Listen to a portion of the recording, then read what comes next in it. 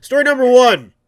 Why taking a moment to understand racism and religion could really help. Folks, there are some stories that are surfacing, and it hurts my heart to see that a nation just founded off a lot of principles is still suffering with the racial problem. And you have what you have to realize in this story, and this reason why the story crept in is the fact United States has so many different cultures, not just African culture. We have Latino culture, European culture. It's all embedded in this melting pot. And some stories surfaced in that are gearing around this one simple topic. They're talking about how some teachers have been posing with nooses in front of California students. Black parents are getting outraged. There's just so many stories surfacing about drugs, about how drugs get into communities. These stories are still in the developing stage, but they're creating some buzz because of the fact that when you ingrain racism and you have so many different types, forms of it, not just with African Americans, but with just you, it's almost it's very scary. And then you have supremacist group, you have people saying that they're still hanging people in the South. So how and you have so many activists who have been trying their hardest to overcome this problem that we have, and then you have the truth seekers. You have people like Farrakhan. You have just different. You have Alex Jones. You have just all. And you go on YouTube. There's tons of gurus on there that are truth seekers, trying to find the roots of humankind, the roots of mankind. And you can even look at some other countries that have been suffering with just not racism, but they have racism within their own cultures. Like you go to places like you go to some African countries, you see where they're committing mass genocides of people who they feel that are just not like them.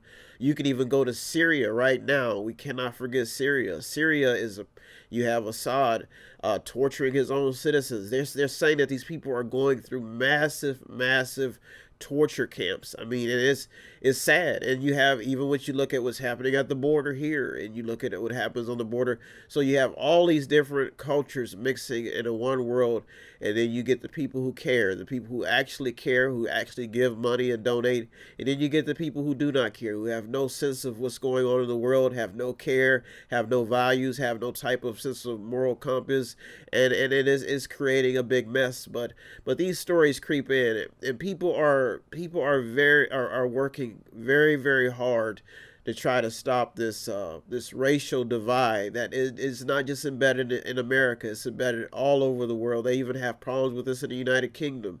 Just and then you have the slavery. People bring that up. They've been bringing that up constantly in the news. It's become politicized about which party has done this, which party has done that. You see, when you look at Jim Crow laws, you see they're saying that those policies come from Democratic policies, but it's creating a very big stir up.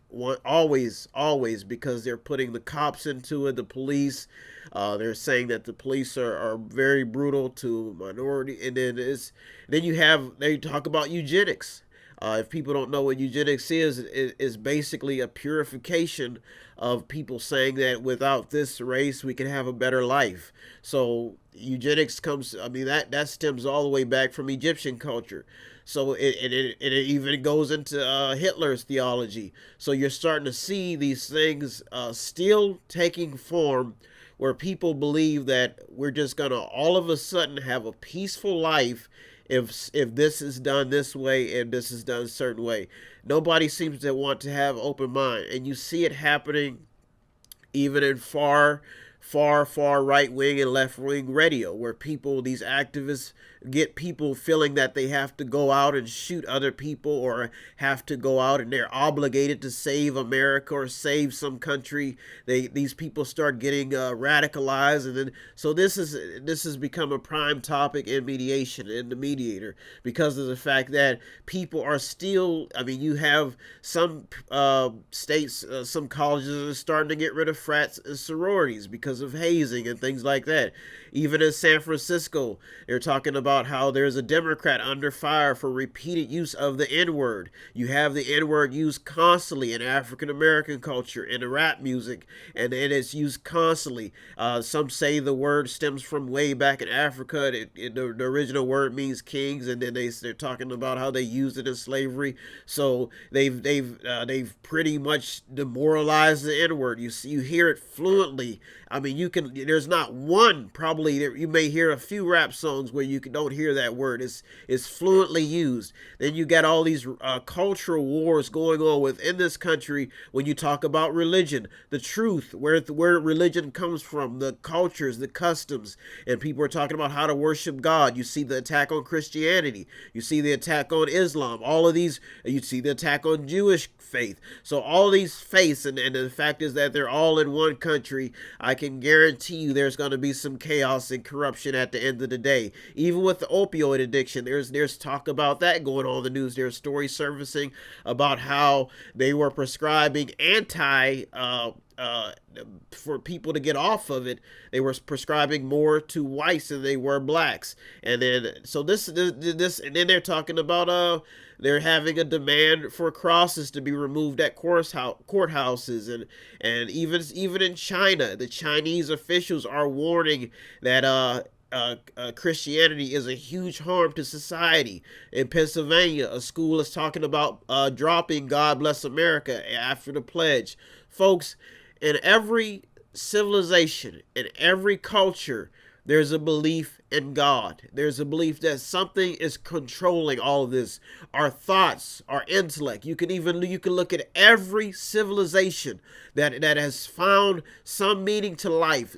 Even the scientists, they've submitted to something powerful, and you see it happening. You look at the look on your mother's face. You know, on this journey through life, people face trials and tribulation. We lose our loved ones. They're talking about how these children are being separated from their parents at the border. And there's a lot of sympathy, a lot of emotions involved in this. The scary part about it is in war, there's not that much emotion. The enemy is at large, and the enemy has to be defeated.